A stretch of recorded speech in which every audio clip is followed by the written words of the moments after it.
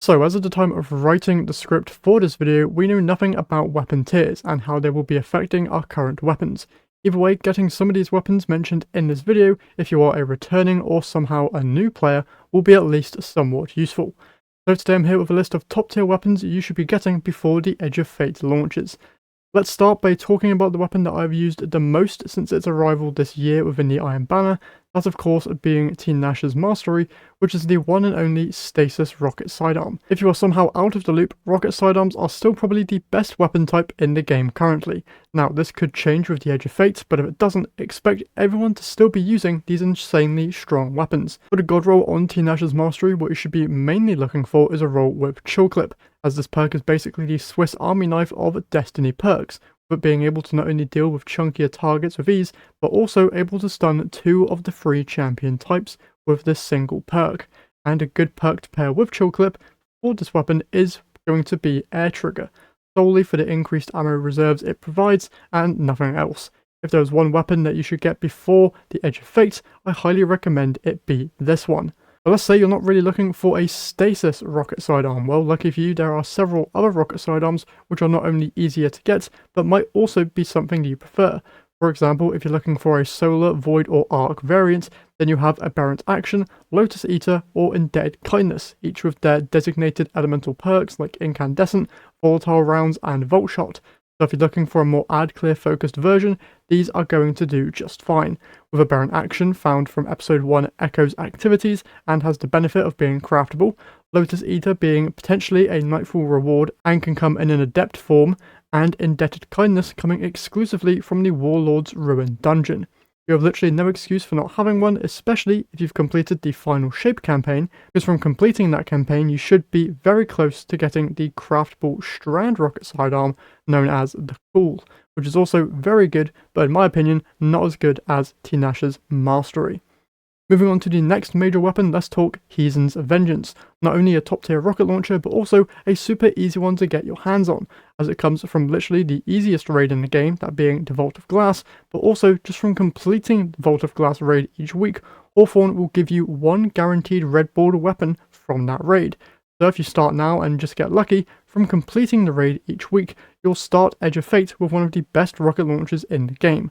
Now I know a lot of people in the comments are probably going to tell you that Cold Comfort is better, but they are literally the same frame of rocket launcher, so should be doing the same amount of damage and have nearly identical perks. Plus the origin trait on Heens is able to be activated much easier compared to Cold Comfort, so IMO, I'm just recommending Heens over Cold Comfort, unless you are a hardcore endgame raider and just want to be ready for every possible scenario, in which case go and grab a Cold Comfort as well as a Heens Vengeance. But for most new or returning players, Heens Vengeance is going to do you just fine.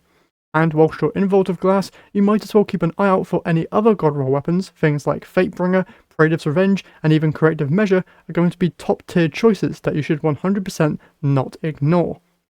Next, for all my grenade launcher enjoyers out there, one weapon that you should get your hands on if you don't have it already is a Chill Inhibitor from the Vespers Host dungeon.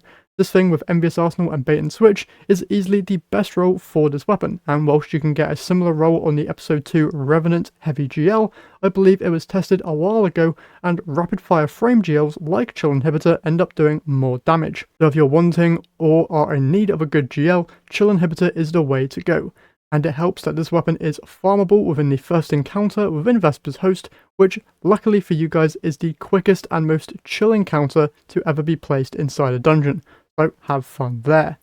For the next weapon, this is actually going to be the first and only weapon on this list coming from the Rite of the Nine event, that being No Survivors.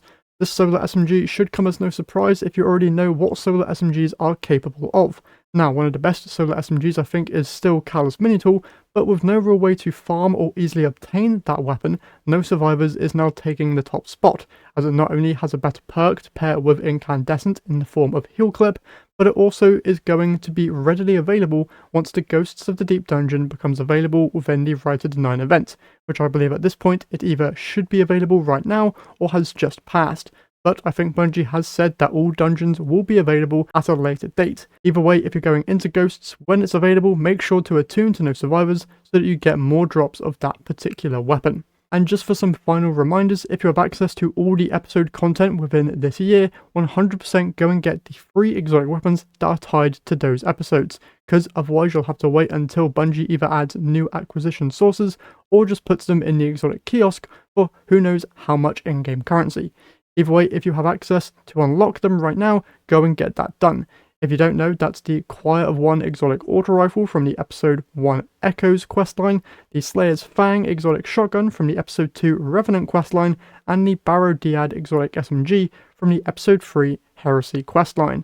And alongside these exotics, might as well go and complete the quick quest from the Emissary of the Nine in order to get either one of the dungeon exotics or Galahorn Catalyst.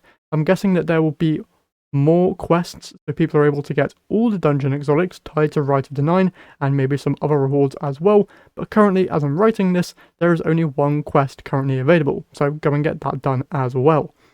But that's it from me and my recommendations on weapons to get before the next expansion. If I missed any that you think would be worthy of people going and getting, be sure to leave them in the comments. And whilst you're there, if you enjoyed the video, if you could leave a like and subscribe to the channel, as I'm trying to hit 2k subs before the Edge of Fate launches, and there is still a lot of you who watch my content that aren't actually subscribed yet. So if you could help out there, I'd very much appreciate it. And with that all said, that's it from me here today. So once again, hope you guys enjoyed, and I'll see you all in the next one.